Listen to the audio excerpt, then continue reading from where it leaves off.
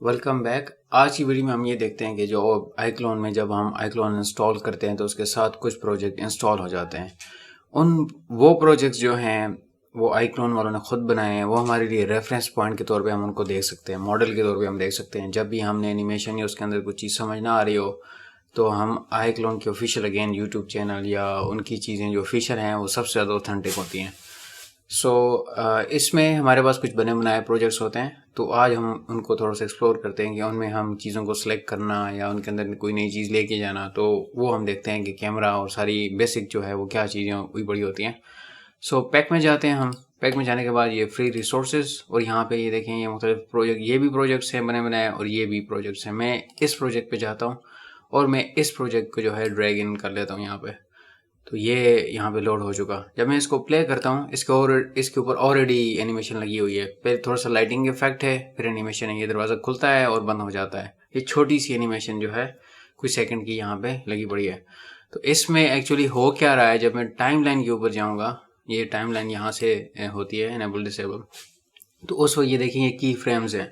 की फ्रेम्स किस किस के ऊपर लगे हुए हैं? डोर के ऊपर लगी हुई हैं। ठीक है, डोर जो है वो यहाँ पे खुलता है, देखें ये इस फ्रेम के बाद ये खुलता है और फिर ये थोड़ा सा मूव करता है और ये फिर बंद हो जाता है। तो ये टोटल एनिमेशन है इसकी।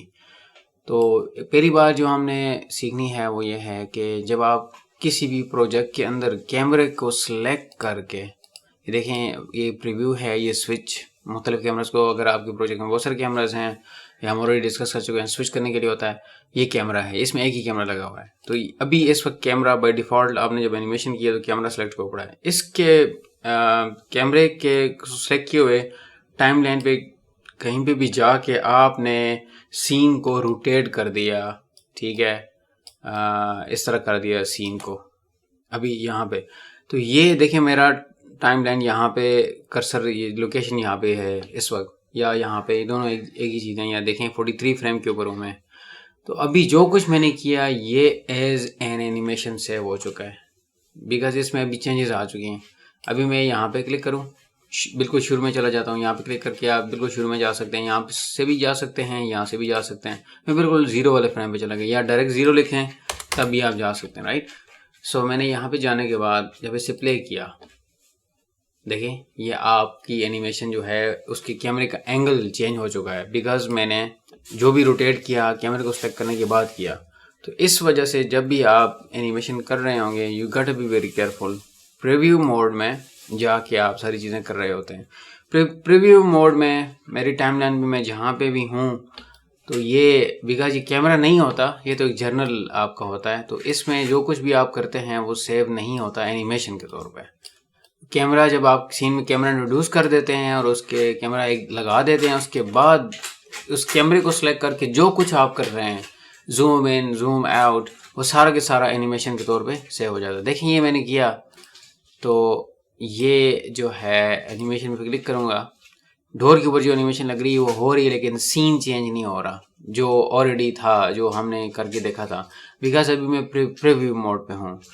तो जब फाइनल रेंडर होगा तो वो सारे कैमरास वगैरह आप स्विचर पे जाके सेलेक्ट करेंगे कि किस वक्त से लेकर किस वक्त तक कौन सा कैमरा चले, फिर उस दूसरे वक्त से दूसरे वक्त तक, एक ख़ास वक्त तक फिर कौन सा कैमरा चले।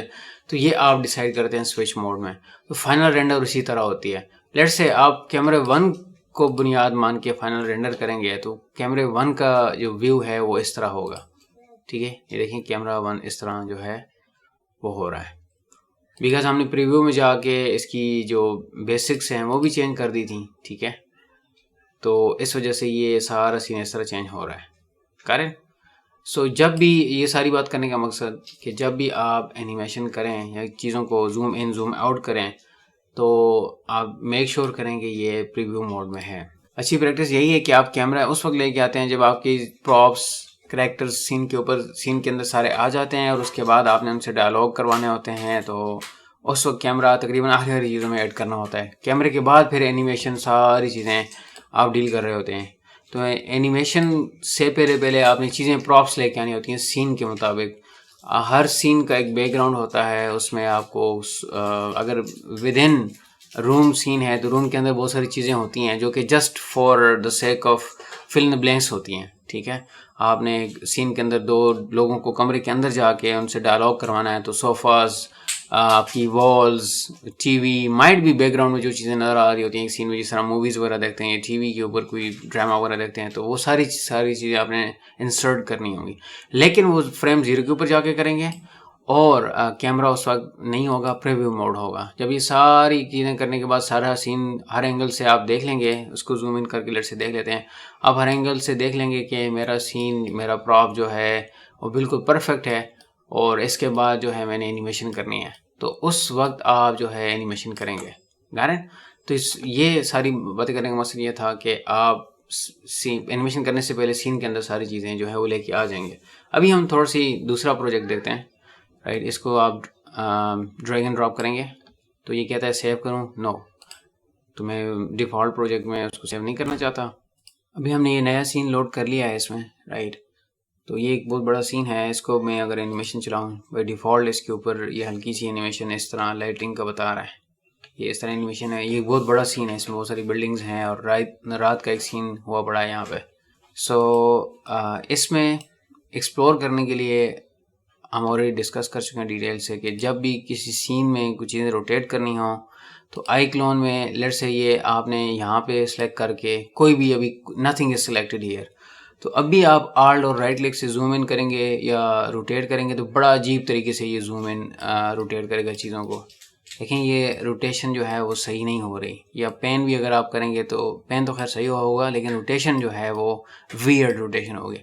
तो इसलिए आई क्लोन में जब भी आप चीज़ों को रोटेट करने का है सीन को, आप किसी ऑब्जेक्ट को सिलेक्ट करेंगे और उसके गिर्द राइट क्लिक करेंगे तो उसके गिर्द चीज़ें घूमेंगी। अभी पूरा सीन आप देख पाएंगे, ठीक है। आप रोटेट करते जाएं, दिस इज़ द लाइट, और इसको रेफरेंस मान के रोटेट हो रहा है सारा सीन, ठीक है। तो ये एक बना बनाया सीन था। अभी हमने देखा कि इसको रोटेट कैसे करते हैं। अभी हम इस वीडियो में यही देख रहे हैं कि चीज़ों के साथ इंटरेक्ट कैसे करते हैं। तो अभी स्टिल इसमें एक ही कैमरा लगा हुआ है। अगर मैं यहाँ पे लेट्स से टाइम लाइन में चला जाऊँ, वही पुराने वाला बात जो है, अगर मैं इसको यहाँ पे सिलेक्ट करने के बाद मैं सीन को रोटेट कर देता हूँ अपनी मर्ज़ी से और थोड़ा सा जूम आउट कर देता हूँ, तो ये भी एनिमेशन के तौर पे सेव हो गया। जब मैं इसे प्ले करूँगा, ठीक है, ये देखें ये जूम आउट हो चुका है और रोटेट हो रहा है इस तरीके से, और अजीब व गरीब जगह पे चला गया। मेरा जो भी डिफ़ॉल्ट सेटिंग थी वो सारी ख़राब हो गई है। वाई, ये क्यों हुआ? बिकॉज कि मैंने कैमरे को सिलेक्ट करके जो है वो रोटेट किया है, जिसकी वजह से सारी एनिमेशन मेरी ख़राब हो चुकी है। तो इसलिए जब भी आप आई क्लोन में चीज़ें रोटेट करें तो मेक श्योर करें कि आप कैमरा में ना हो, प्रीव्यू मोड में हो, राइट। तो कैमरे में जाके अगर हाँ इंटेंशनली आपने सीन को घुमाना है थोड़ा सा, तो आप उस वक्त ऑफ कोर्स कैमरे को सिलेक्ट करके करेंगे, लेकिन वो आखिरी जब सारी चीज़ें प्रॉप्स ऐड हो जाएंगी और उसके बाद आप करेंगे तो तब ये कैमरा की मूवमेंट होगी। आप कैमरा के ज़रिए भी स्टोरी बताते हैं कैरेक्टर्स के अलावा, ठीक है। सो आज की वीडियो में इतना ही, मिलते हैं एक और वीडियो में। सी यू देयर, थैंक यू।